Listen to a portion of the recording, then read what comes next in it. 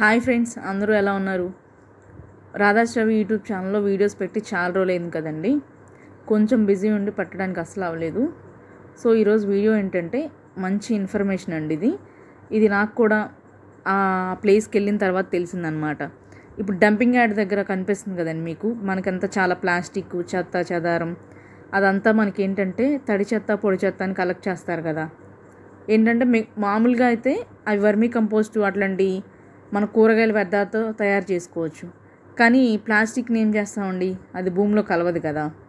So అలా భూమిలో కలవందంతా ఒక దగ్గర మనం గుట్టలా వేసేస్తున్నాం. అది ఎప్పటికీ అలా కుళ్ళిపోవట్లేదు, అట్లా అని భూమిలోనూ కలవట్లేదు.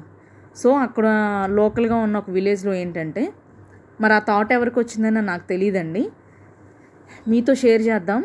సో మీకు ఉపయోగపడుతుంది ఎవరికైనా అని చెప్పి ఈ వీడియో చేయడం జరుగుతుంది. క్రెయిన్ కనిపిస్తుంది కదండి మీకు, దాన్ని మొత్తం ఒక దగ్గర గుట్టలా వేస్తున్నారనమాట.